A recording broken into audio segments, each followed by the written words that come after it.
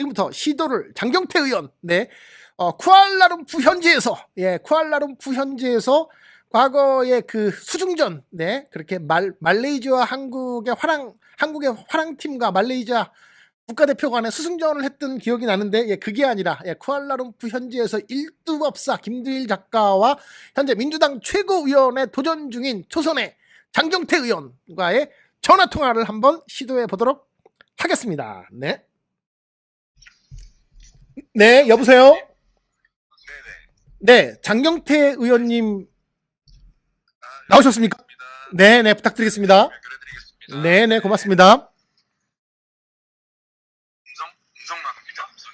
네, 안녕하세요, 대표님. 네, 장경태 의원님 안녕하십니까? 네, 장경태 의원입니다. 네, 저는 김두일입니다. 네. 네, 안녕하세요. 네, 장경태 의원님, 저희는 예전에 같이 동지적 관계였죠. 네, 저희 박형준 부산시장에 여러 가지 비리를 캐기 위해서 네. 고군분투했었죠. 네, 같이 함께 저와 장경태 의원님께서는 이 박형준 부산시장의 비리를 캐기 위해서 특히나 홍대 입시 부정의 어떤 그런 이제 내용을 캐서 발표했다가 같이 고소를 당한, 박형준한테 고소당한 멤버의 저희뿐만 아니라, 예, 의원 중에서, 현직 의원 중에서 장경태 의원님도 들어갔습니다. 그래서 인상적입니다. 피고 동지죠, 피고 동지. 네, 함께 피거 동지가 되었습니다. 저희는요. 네. 네. 네. 어떻게 뭐 그 이후로 이제, 재판이 어떻게 뭐 진행되고 있습니까? 저희의 경우는 다 무혐의로 끝났는데. 네, 저도 이제 그 홍대 입시 비리 고소당한 것과 더불어 방송에서 했던 발언으로 공직선거법 위반을 걸었어요. 아, 그렇군요. 네. 네, 그래서 두 가지 혐의로 고소를 당했는데요. 하나가 그 두 자녀를 재산은닉의 수단으로 활용한 게 아니냐, 네. 라는 의혹이 있다, 한 가지와 또 한 가지는 10여 가지의 비리 의혹이 있다 라고 했던 것 두 가지였는데요. 네. 방금 10여 가지의 비리 의혹은 제가 이 10여 가지에 오히려 더 많은 비리 의혹이 있었는데, 네. 이 부분은 제가 수사기관이 아니어서 못 밝히니, 네. 검찰에서 그 밝혀졌으면 좋겠다 해서 부산지검에 저희가 자료를 다 보내줬고요. 아, 그러셨군요. 두 번째, 네, 의붓자녀를 재산은닉의 수단으로 활용한 게 아니냐라는 의혹에 대해서는 두 자녀가 별다른 소득이 눈에 띄지 않는데 소유하고 있는 재산만 100억이 넘어서, 네. 이 100억을 도대체 어디서 벌었는지 모르겠다 네. 라고 자료를 제출했습니다. 그랬더니 부산지검에서 네. 불기소 무혐의 처분을 받았습니다. 아, 예, 일단 무혐의 처분을 받은 것은 축하드리고요. 네. 예, 의원님 지금 목소리가 아까 뭐 제가 연설하는 걸 들었는데 굉장히 열정적으로 그렇게 연설을 하시다 보니까 좀 목이 쉬셨습니다. 네. 네, 당연히 간절하고 절박하게 저는 연설을 해야 된다 보고요. 네. 연설뿐만 아니라 네. 유세 때도 그렇고 대선 때, 지선 때 네. 아주 간절하고 절박하게 유세를 다녔습니다. 네. 자, 그런 가운데 굉장히 조금 이제 무리한 부탁이지만 저희 시청자들께서, 예, 목소리가 조금 잘 안 들리신다는, 제 목소리는 크고 네. 의원님의 목소리는 조금 작다라는 민원이 들어오니, 예, 조금 그렇게 지금은 어떠세요? 지금 좀 낫나? 예. 지금 좀 낫는데 어쨌든 제가 좀 목소리를 낮춰볼게요. 그러면요. 네. 한번 계속 진행을 한번 해보겠습니다. 네. 지금 좀 더. 네. 네. 예, 볼륨을 일단 최대한 좀 올려주시고, 예. 그래서 한번 계속 이제 인터뷰를 본격적으로 진행을 해보겠습니다. 네. 최대한 크게 말씀드리겠습니다. 네. 자, 첫 번째 질문입니다. 자, 장경태 의원님은 초선이지만 민주당에서 되게 오랫동안 당직 활동을 하셨고, 특히나 지난 4대 지도부에서는 전국 청년위원장까지 했죠. 그래서 초선이긴 하지만 민주당 내부에서는 짬밥이 꽤 되는 신분입니다. 그래서 이번 전당대회 최고위원 출마 선언을 하셨는데, 지금 저희 그 당원들이 궁금해하는 것은 당원들이나 혹은 민주개혁의 시민들이 원하는 민주당의 지도부, 이번에 새로 뽑힐 민주당의 지도부란 어떤 역할을 해야 한다고 생각을 하시는지요? 네, 이번에 제가 출마하게 된 이유는 이번 전대 룰 관련돼서 장경태 혁신안이 부결되는 상황이 있었습니다. 그렇죠. 전준위에서 일부 반영돼서 올라갔는데 비대위에서 부결시켰거든요. 그래서 당무위에서 제가 당무위원회 참석해서 저와 이수진 의원님이 강력하게 항의를 했습니다. 그래서 일부 이제 당대표 같은 경우는 30% 국민여론조사가 반영되게 바뀌었는데요. 맞습니다. 예, 이번 혁신안이 폐기되는 것을 보면서 혁신안을 아무리 잘 만들어도 결국 지도부가 혁신 의지가 있지 않으면 혁신은 추진될 수 없다라고 봤고요. 이번 전대는 누가 뭐래도 혁신 전대, 또 혁신 민주당을 만들어 가야 되는데 제가 전 혁신위원장으로서 이재명 후보님과 함께 당 혁신에 대해서 많은 얘기를 나눴거든요.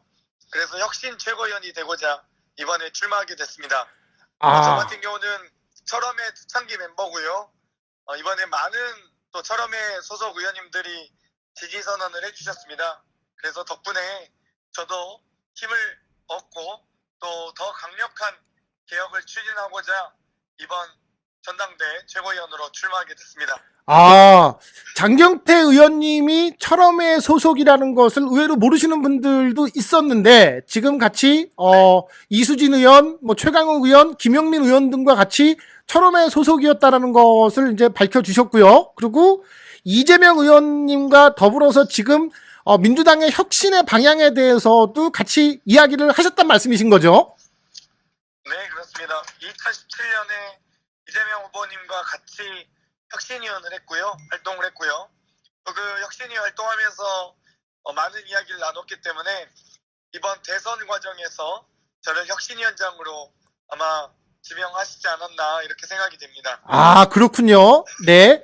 자, 다음 질문으로 지금 이제 어제에 이어서 오늘까지 어제 강원도와 대구, 경북, 그리고 오늘 이제 제주, 인천까지 해서 현재까지 누적 득표수 9,826표, 그 다음에 이제 득표율로는 10.92%로 아슬아슬한 4위권을 현재 유지를 하고 있습니다. YUJI 유지를 하고 계시는데, 자, 오늘까지 이틀 동안의 이제 결과에 대해서 어떻게 생각을 하십니까? 지금까지 이제 진행되고 있는 게, 계획대로 진행되고 있어? 아니면 조금 더 후반부에 여러 가지 변수가 있기 때문에, 많은 권리당원들께서 조금 더 저 장경태를 조금 더 이렇게 좀 지켜봐 주셔야 됩니다.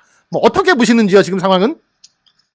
일단 저는 표절로 유지하고 있는 건 아니고요. 네, 표절은 아니다.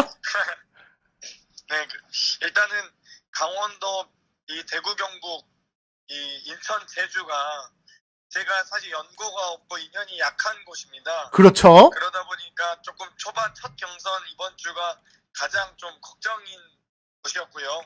전대에 대한 관심이 아직 고조되어 있지 않는 상황이기 때문에 초반의 레이스가 조금 불안정했다. 소위 초반 레이스는 조직이 강한 사람이 무조건 유리하거든요. 그럼에도 불구하고 어찌되고 저는 다른 분들에 비해서 좀 조직도 약하고 초반 기세도 좀 약했다고 보는데 그래도 저는 저를 지지해 주신 분들 또 찍어주신 분들께 대단히 감사하고요.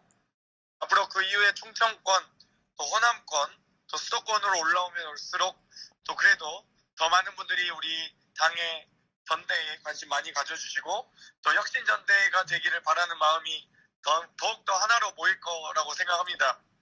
네.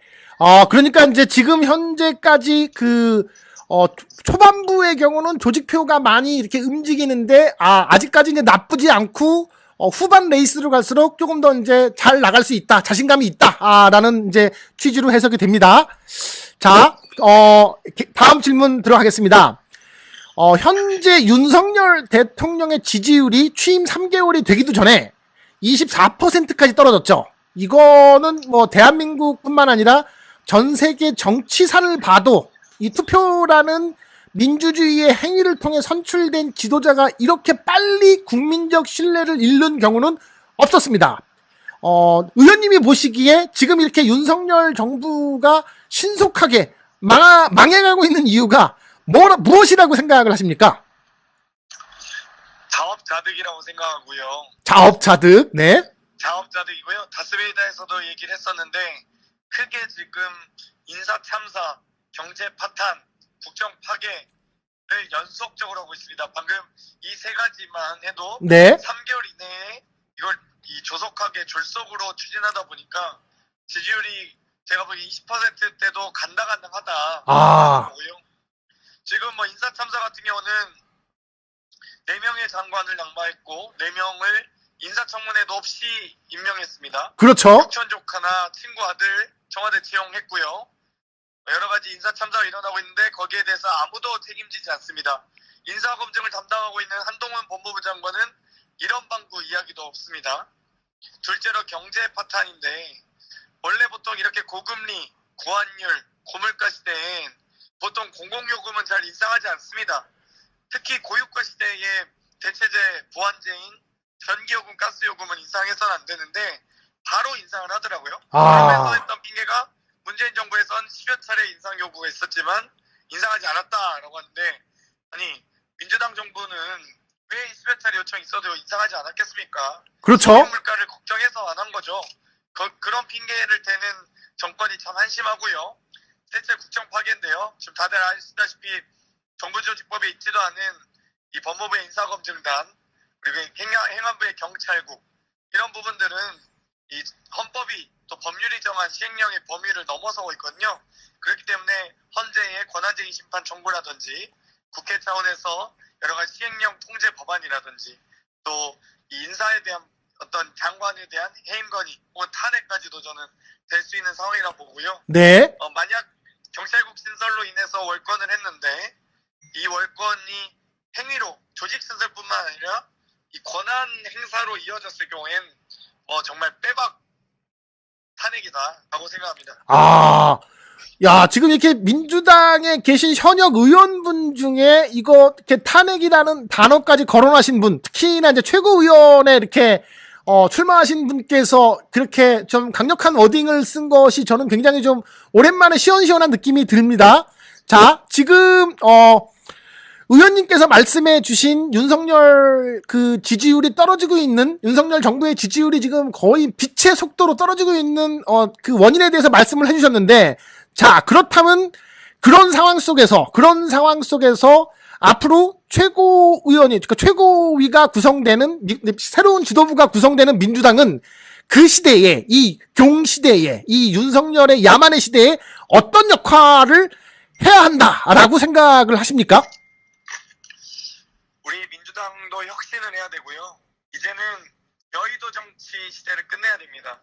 이제 당원 중심, 국민 우선 시대로 가야 되고요. 이 혁신에 필요한 세 가지 조건은 인재 육성과 당원 소통, 네. 그리고 수권 능력입니다. 아. 수권 능력의 핵심은 국민께서 개혁하라고 명령한 부분에 대해서 더 이상 미적거리지 말고 신속하게 추진하라는 것이고요.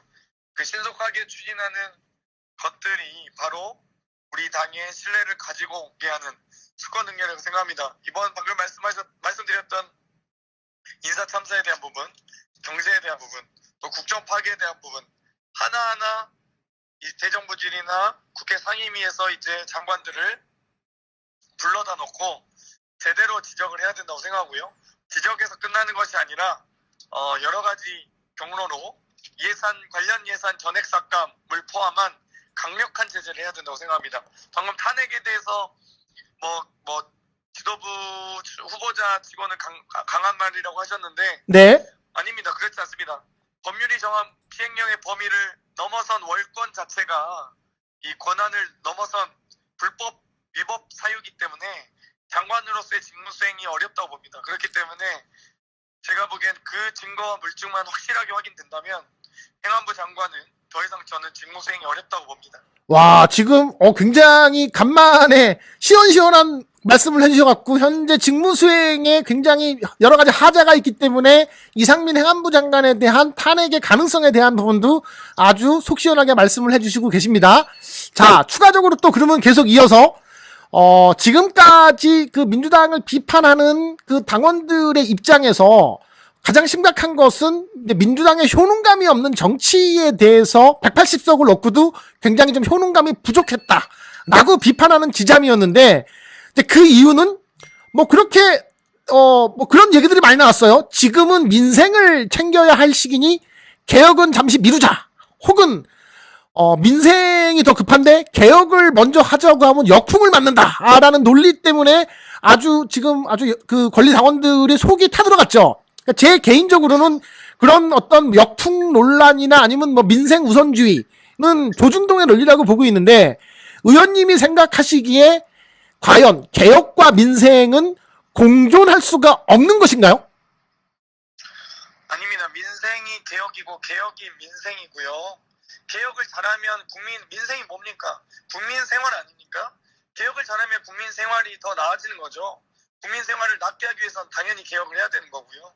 그런데 2018년 당시에 국민들이 개혁하라고 명령을 내리셨는데, 그 명령을 2년간 저희가 지연시키고 뭉개왔습니다. 그렇기 때문에 더 이상 우리가 협치란 이름으로, 타이밍이란 이름으로, 정무적 판단이란 이름으로 더 이상 지연시켜서는 안 된다. 만약 저는 2년 뒤에 총선을 자꾸 이야기하시는 분들이 계세요. 그러면 2년 뒤에 총선 걱정할 게 아니라 2년 뒤에 총선 승리를 위해서가 아니라 2년 내에 국민 승리를 위해서 개혁을 해야 된다. 이렇게 생각합니다. 2년 내에 국민들이 승리하는 역사를 만들면 2년 뒤에 총선은 당연히 좋은 상황에서 하겠죠. 근데 그걸 지레 겁을 먹고 지레 총선 승리를 위해선 여러 가지 개혁을 뭉개야 된다, 하지 말아야 된다, 이렇게 말하는 것 자체가 저는 앞뒤가 안 맞는 모순이라고 생각하고 있고요. 앞으로 남은 2년간 설사 떨어진다 할지라도 저는 개혁의 고삐를 놓치지 않고 개혁을 해야 되고, 그 개혁 과정에서 국민들의 삶이 더 나아지리라고 믿습니다. 네. 개혁이 곧 민생이고 민생이 곧 개혁이다. 장경태가 정치적으로 손해를 보는 어떤 입장이 놓인다 하더라도 개혁을 향해서 나아가겠다. 뭐 그렇게 이해하면 될까요? 맞습니다. 고맙습니다. 자, 다음 질문은 조금 이제 민감한 질문이기도 하고 언젠가 한 번은 털고 넘어가야 될 질문입니다. 지난 2021년 4.7 보궐선거 참패 후에 그 당시에 이제 민주당의 5명의 초선 의원들이 선거 패배의 이유로 조국 사퇴를 거론을 하면서 많은 당원들의 공분을 샀던 일이 있습니다. 그래서 한때 네, 초선 오족이라고 이제 불리웠던 적이 있습니다. 뭐 흑역사긴 하지만, 네, 그래서 그 초선 오족이라고 불리웠던 아픈 과거까지 있는데, 이에 대해서 현재 장경태 의원님의 입장이 어떠신지 한번 분명하게 말씀을 해주셔야 될 것 같습니다. 일단 저는 4.7 재보궐선거의 패배로 인해서 국민들께 당연히 죄송하다고 생각했습니다. 그 죄송한 마음을 담아서 국민 반성문을 써야 된다 해서 쓰자라는 것까지는 동의를 했는데요. 그 원인에 대한 분석은 조금 더 견해의 차이가 달랐던 것 같아요.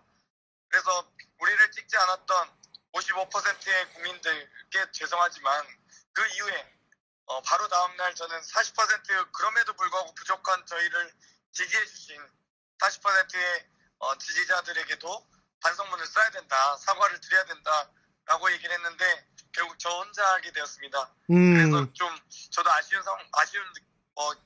정말 아쉬운 마음, 그리고 죄송한 마음이 들고요. 네. 사실 가장 중요한 건 정치인은 반성하고 사과하고 성찰하고 또 성장할 줄 알아야 된다는 겁니다. 계속 자기 고집대로 이런 방구 정말 사과 없이 반성 없이 지내는 분보다는 오히려 그런 자기 수정의 과정을 통해서 끊임없이 노력해가는 정치인이 돼야 된다고 생각하고 있고요. 어찌되었고 그 당시 여러 가지 부동산 문제로 인해서 어려운 상황이 됐었는데, 오히려 부동산 상황에 대해서 반성 없는 정치인들, 선배 정치인들을 보면서 오히려 더 아쉬운 마음이 큽니다. 네. 반성과 성찰에 대해서 저희 당원들이 이제 한번 더 이제 믿고 가봐도 될까요? 그러면요? 네. 저는 원래 애초 2000년 저 당선 직후부터 저는 철험의 초기 멤버였고요. 네네. 그 이후에 추 장관님 여러 당직 사병 관련돼서 네. 옹호 발언을 하다가 당직 사병으로부터 전 고소도 당했습니다. 그 당직 사병. 네. 네, 그런 과정도 있었고요. 또 그 이후에 전봉민 의원을 부산시 국감 때 털어서 MBC 스트레이트맨 넘기고, 맞습니다. 또 이주환 의원, 국민의힘 의원을 또 조사해서 JTBC에 넘기고, 네. 박경준 시장을 열심히 조사했고 네. 그 과정에서 단 한 번도 저는 우리 당의 역사와 정신, 또 정체성을 벗어난 적이 없습니다. 네. 반성문 때문에 제가 많이 나름 곤란한 상황이긴 했는데요. 네. 저는 늘 항상 17년간 일관되게 우리 당의 모습과 함께 태도를 함께 해왔습니다. 네, 맞습니다. 제가 알기로도 뭐 박형준뿐만 아니라 전봉민도 그렇고, 그 다음에 그 당직 사병, 저도 그 당직 사병의 대리인으로부터 이제 법적 조치를 취하겠다라고 하는 그런 뭐 연락을 받은 적도 있었는데, 어쨌든 현재 장경태 저는 고발 당했습니다. 고발 당하셨군요. 네. 저는 아마 고발을 당했는지 안 당했는지 모르겠지만 아마 그냥 무혐의로 끝난 것 같아요. 제 경우는 연락까지 못 받은 걸로 봐서. 네. 알고 보니 저희는 정말 고소 고발 동지가 맞습니다. 같은 피의자 동지가 맞습니다. 보면 볼수록. 네. 자, 장경태 의원님의 경우는 지금 후원회장이 김용민 의원이고, 얼마 전에 최강욱 의원께서도 장경태 의원님에 대해서 개인적으로 지지 의사를 밝힌 바가 있습니다. 김용민, 최강욱 두 사람은 현재 민주당 내에서 가장 개혁적인 성향의 의원들로 알려졌고요. 말씀하셨듯이 철험의 소속이었고, 여기에 이제 장 의원님도 철험의 소속이라는 게 이제 오늘 아마 몰랐던 분들이 많으셨을 것 같아요. 그걸 알게 된 부분들이 뭐 장경태에 대한 새로운 발견이다. 아마 이런 이야기들이 좀 굉장히 많이 나올 것 같아요. 자, 왜 김용민, 최강욱 같은 개혁적 성향의 의원들은 장경태를 지지하는 것일까? 또한 그 두 의원들을 포함한 철험의 소속의 의원들이 장경태 의원님을 지지한다는 것은 그 무게감도 있지만 책임감도 상당할 텐데요. 그 개혁의 무게를 계속해서 함께 짊어질 각오에 대해서도 한 말씀 해주시죠. 네, 저희 철험의 멤버인 김용민 의원님이 후원회장, 또 최강욱, 박주민, 황운하, 이수진, 박진영, 홍근택 변호사님 등이 저에 대해서 지지선 해주셨습니다. 맞습니다. 철험에서도 최강욱, 황운하, 김용민, 이수진 이런 분들과 함께 긴밀하게 검찰개혁, 언론개혁, 정치개혁 과정에 대해서 상의하고 있고요. 저 또한 사실 겉으로는 제가 되게 연약해 보이는데 오히려 이번 지방선거 끝 직후에 철험의 해체 이야기가 나왔을 때 제가 가장 강력하게 해체를 반대했습니다. 왜냐면 철험에는 저희는 약속을 지키는 모임이거든요. 총선 때 저희가 검찰개혁, 언론개혁 하겠다고 약속을 했는데 약속을 지키겠다는 게 무슨 강경파고 무슨 소수파입니까? 어찌되건 저희는 약속파라고 생각을 하고요. 이번 계기로 지도부가 저는 그동안은 지도부가 아니었기 때문에 개별 의원 수준에서 또 철험의 회원 수준에서 개혁의 목소리를 크게 낼 기회는 없었지만 앞으로 지도부가 되면 여러 지도부 모두 발언을 통해서 제가 여러 최강욱 의원의 대리인으로서 김용민 의원의 대리인으로서 이수진 의원이 아쉽게 컷오프가 됐는데 이수진 의원의 대리인으로서 황운하 의원의 대리인으로서 제가 지도부회의에서 모두 발언을 해 나갈 예정입니다. 네, 아주 굉장히 또 중요한 말씀을 해주셨습니다. 네, 장경태 의원님의 외모가 연약해 보이진 않고요. 네, 전혀 연약해 보이진 않고, 네, 굉장히 아주 이렇게 그냥 남성미가 넘치시는 외모입니다. 네, 그런 가운데 이렇게 이제 최강욱 의원, 김용민 의원, 이수진 의원, 황운하 의원 등의 대리인으로서 이 최고위에 올라가서 이렇게 이제 같이 그분들의 어떤 목소리를 대신 내주시겠다라는 어떤 그런 의지는 굉장히 이제 유권자들의 선택에, 권리당원들의 선택에 굉장히 중요한 역할을 할 것 같다라고 저는 생각을 합니다. 네. 자, 그러면 이제 또 중요한 질문이 하나 더 있죠. 왜냐하면 이제, 최고위는 최고위원이고, 사실은 이번 전당대회에 있어서의 가장 중요한 부분은 이제 당대표 선출이잖아요. 그래서 현재 가장 그 당대표 선거에 앞장서서 어대명이라는 말도 나오고 있는데 이재명 의원에 대해서 어떻게 생각을 하는지 또 여쭤보지 않을 수가 없습니다. 왜냐하면 당 일각에서는 지금 지난 대선 패배의 책임론으로 또 지방선거 패배의 책임론으로 이재명 의원 때문이다라고 이제 거론을 하는 중진들이 꽤 많거든요. 그래서 이런 어떤 그런 당내 의견들에 대해서 장경태 의원님은 어떻게 생각하시는지, 여기에 뭐 좀, 뭐 이재명 의원과 뭐 개인적으로 뭐 어떤 뭐 좀 친분도 있는지 뭐 등등, 그 관계에 대해서 또 궁금해 하시는 분들이 있으니까 이 부분도 한번 또 석 시원히 말씀해 주시죠. 저는 2009년부터 이재명 후보님 알았고요. 성남시장 하기 전부터 정말 그 트위터를 하시면서 시민과 소통하기 위해서 노력했던 모습을 아직도 기억합니다.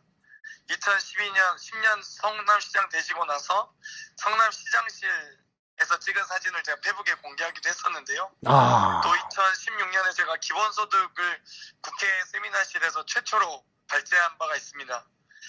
이후에 기본소득 초대 조직위원이 돼서 제가 이 여러 가지 경기도의 기본소득 관련된 이 박람회에 첫 박람회 준비를 제가 관여하기도 했습니다. 여러 가지 인연을 지금 10여 년 이상 쌓아가고 있고요.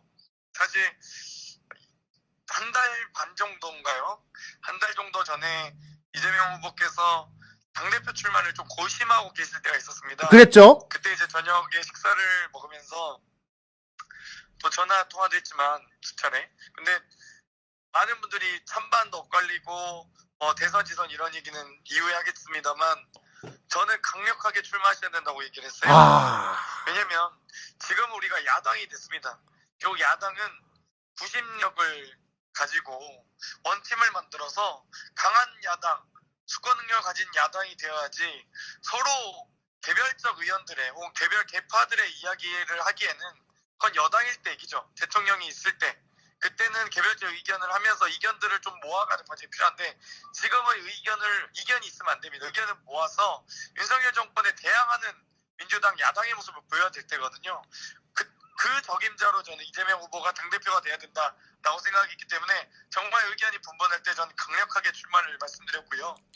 실제 지선과 대선 패배 얘기하시는데 저는 지선 패배를 이야기하실 분들은 4.7 보궐선거 패배에 대해서 얘기를 하셔야 됩니다. 이번 6.1 지방선거 때 보시면요. 우리 당의 표 격차가 서울만 해도 90만 표입니다. 네. 6.1 지방선거, 4.7 지방선거 때도 90만 표 차이가 났습니다. 그대로 났어요, 표 차이는. 오히려 이 대선 때 표차가 줄어들고요. 오히려. 네. 그렇기 때문에 이번 지방선거 패배의 원인을 묻기에는 지난 4.7과 똑같은 상황이다. 결국 지난 4.7 보궐선거 패배에 대해서 명확하게 누군가는 그 당시에 책임 있는 분들이 이야기를 하셔야지 그 책임에 대해서 이재명 후보에게 물어봐서는 안 된다. 오히려 네. 표차는 그대로 드러났다고 생각을 합니다. 그렇기 때문에 정말 지선의 패배의 원인은 결국 4.7 보궐선거 패배부터 이미 예견된 일이었다라고 말할 수 있을 것 같고요. 아무래도 저도 서울 지역 국회의원이다 보니까 서울의 상황을 매우 잘 알고 있습니다. 그렇기 때문에 이번 지선의 패배와 작년 4.7 보궐선거의 패배의 표 격차는 같다라고 말씀드릴 수 있겠습니다. 오히려 대선 때 이 둘 다 지선과 작년 4.7 때 90만 표 차이 났는데 오히려 대선 때 30만 표밖에 차이 안 났어요. 서울 같은 경우는. 네. 네, 오히려 대선 때 많이 따라 붙은 거죠.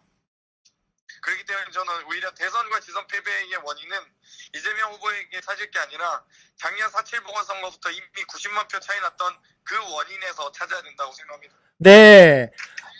아주 또 중요한 지점을 말씀을 해주셨어요. 그러니까 당내 일각에서 나오고 있는 이재명 책임론에 대해서 전혀 그렇게 생각하지 않고 있고, 또 지난번에 이제 당대표 출마에 대해서 이재명 의원이 고민하고 있을 때, 장경태 의원은 사석에서 반드시 출마를 하는 것이 좋다라는 이제 의견도 말씀을 드렸고, 당연히 이제 그 지난 뭐 대선 패배에 대한 것은 후보자의 문제가 아니라 그 이전에 이제 당에서의 어떤 효능감 있는 정치를 못한 것이 누적된 것이 와서 이제 그게 결과로 나와졌을 뿐이지 후보의 문제는 아니었다라는 말씀을 드리면서 그 이후에 이제 새로운 당 지도부를 구성해서 어떻게 더 민주당이 신뢰를 얻을 수 있는지 쪽에 주력을 하겠다. 저는 이제 그렇게 이제 지금 이해를 했습니다. 네, 맞죠? 네. 네. 자, 네, 지금 굉장히 목소리가 이제 아까 연설하시고 또 유세하시느라고 굉장히 힘드신 가운데 또 이 김두일 TV의 구독자들을 위해서 장시간 인터뷰를 해주셔서 너무 감사드리고요. 끝으로 이 김두일 TV를 포함한 이 민주개혁 진영의 유튜브를 시청하시는 분들, 뭐 조중동 뭐 혹은 뭐 레거시 미디어가 현재까지 뭐 어떤 그런 그 정보를 습득하는 창구에서 최근에는 이제 유튜브를 통해서 많은 분들이 새롭게 정보를 얻고 있습니다. 특히 오늘 당장 뭐 저와 하는 인터뷰를 통해서 장경태 다시 봤다, 장경태 재발견, 굉장히 뭐 똑소리 난다, 그런 좋은 선풀들이 지금 쭉쭉쭉쭉 올라오고 있습니다. 그래서 저는 뭐 충분하게 이제 나름의 효과를 거뒀다고 보고 있는데, 자, 김두일 TV의 이제 구독자들께 한번 한 말씀 부탁을 드리겠습니다. 아이고. 네, 중간에 한번 끊겼었네요. 여보세요? 네. 네, 중간에 한번 끊겼습니다. 예. 자, 그래서 이제 여보세요? 들리십니까? 네. 자, 그래서, 네, 들립니다. 그래서 끝으로 김두일 TV의 구독자들을 포함한 민주개혁 진영의 유튜브 시청자들께, 마지막으로 꼭 하고 싶은 말씀, 한 말씀 부탁드리겠습니다. 네, 저희 더불어민주당이 그동안 2년간 개혁을 머뭇거렸던 것에 대해서 다시 한번 사과드리겠습니다. 앞으로 정치개혁, 검찰개혁, 언론개혁 세 가지 남은 과제는 매우 중요하고 앞으로 더 강력하게 추진해야 된다고 생각하고 있고요. 이재명 당대표님과 함께 혁신민주당을 만들 혁신 지도부를 완성하겠습니다. 저도 혁신위원장 하면서 3차례에 걸쳐서 혁신안을 제안했고 또 여러 혁신 의제들을 지금 논의하고 있습니다. 이 부분에 대해서 많은 당원과 지지자들께서 앞으로 더불어민주당 정말 잘 지지했다, 더불어민주당 앞으로 계속 지지하겠다라는 마음이 생기실 때까지 더 혁신의 길로 완주하겠습니다. 우리 김두일 TV 시청자분들 다시 한번 반갑고요. 너무 고맙습니다. 저희가 아직까지 대한민국의 여러 가지 특권과 기득권과 싸우고 부딪히는 과정인데요. 그 과정에서 우리 힘 잃지 말고 또 용기 잃지 말고 희망을 갖고 함께 싸워 나갔으면 좋겠습니다. 화이팅입니다. 네, 의원님 수고 많으셨습니다. 지금까지 장경태 의원이었습니다. 네, 고맙습니다.